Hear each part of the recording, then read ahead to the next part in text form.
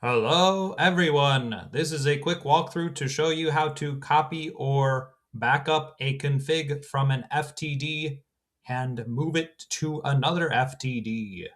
These are standalone FTDs managed by Firewall Device Manager or FDM. They are not managed by FMC or Firepower Management Center.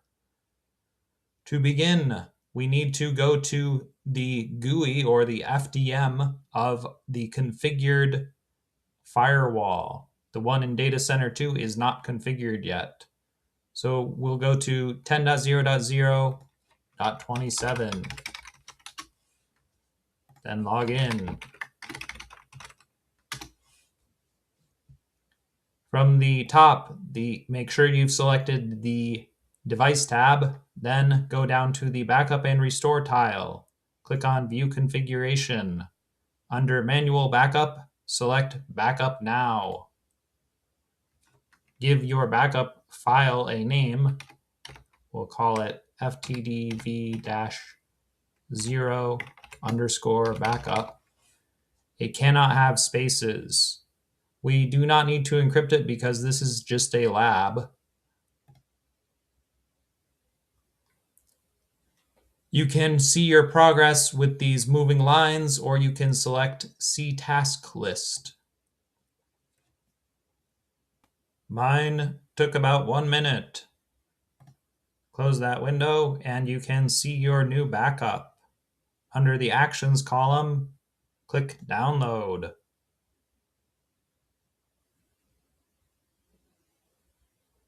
After it's completed, go back to your CML topology, then on the new firewall that has no config, right-click it and console in. We will need to give it some basic settings. The default login is admin and the password is capital C, lowercase I, S, C, 0, 1, at 3. Let's first configure an IP address. Manual means static. We'll give it the IP address in our diagram. This is the management interface, 192.168.1.27. The subnet will be /24.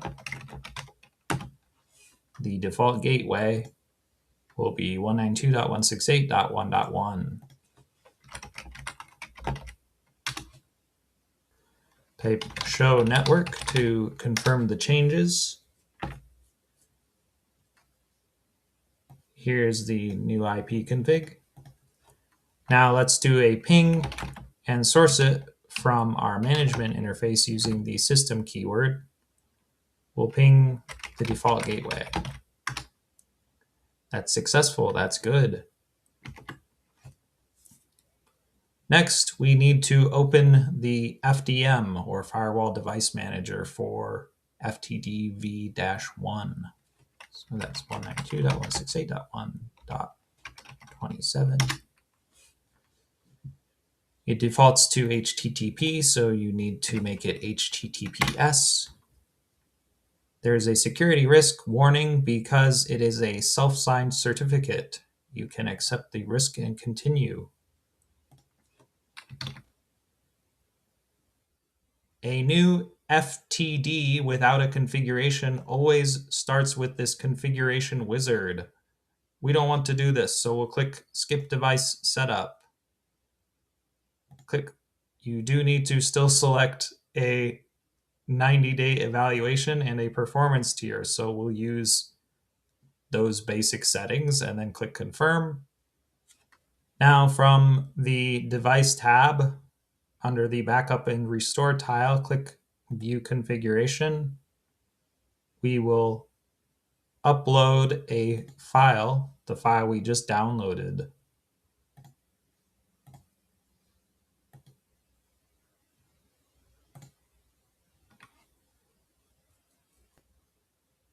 While it's uploading, we can go to our original firewall, or FTDv-0, And this is some basic configuration that I had set up so that in the security policy.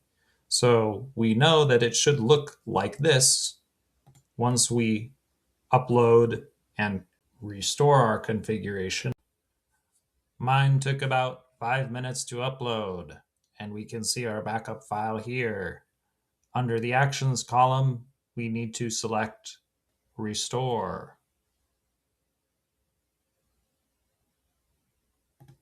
You need to type the password.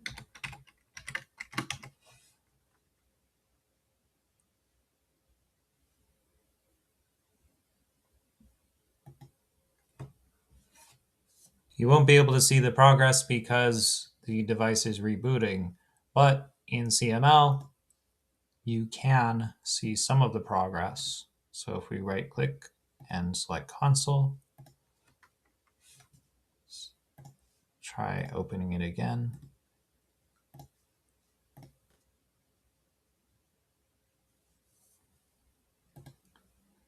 And our FDM GUI is now unavailable, which makes sense because we've changed a bunch of settings and it's still reloading. After a few minutes, you can go back to the CML instance and check the console. So it's fully restarted.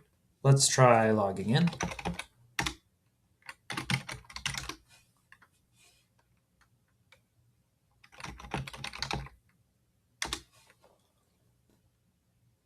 It's a little bit slow.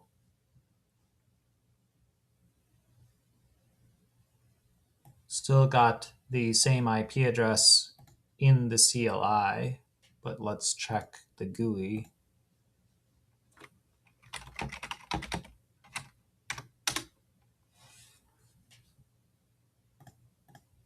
It defaulted to HTTP again. Again, accept the risk and continue.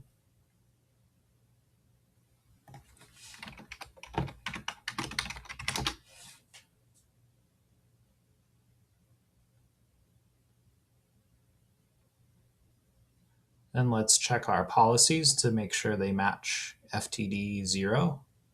And they do, that's great. So we know that we copied the bulk of the config over to FTD v1. And as a matter of fact, we can see that it's renamed it FTD v0. So that's a bit of an issue. We should probably change that. The host name, let's change it to 1. So you can see the process it's not exactly perfect. You have to go back in and change certain settings because it's actually just going to straight copy things. Let's check the interfaces to make sure they're all the correct IP addresses. So the management interface is now in the FDM GUI or FDM Firewall Device Manager. It shows as 10.0.0.27. That's a little strange and it conflicts with this, what we see in the CLI. So we can run that command again to just double check. But it's still showing 192.168.1.27, which is how we accessed the GUI. So I'm not sure what this is, what this issue is, but we can change this, correct it to be 192.168.1.27. The gateway is 192.168.1.1. You'll lose connectivity, that's fine. Let's deploy those changes. Okay, mine took about a minute to deploy. And now the IP address for the management interface is correct and it should match our CLI. Let's check. And it does. That's good. You can see copying it over has some benefits, but You can see also one of these policies, I used IP addresses, I think, of these servers. Well, if those servers don't exist in data center number 2, then, or if they have different IP addresses, I'm going to have to redo it, right? So if I click on this, actually we go to network objects. All of the network objects were copied. Well, DMZ server has an IP address of 10.0.0.130. If that's not its IP address in data center 2, then I need to change this network object. So again, this may be more trouble than it's worth, but I just wanted to show it to you in case you wanted to ever copy an FTD config over or back it up. Of course, backing it up is the main function in case you lost your config, wiped the device, or need to upload the config to a replacement device. Here's another video I made detailing how to copy topologies and router, switch, or Linux node configurations from one CML lab to another.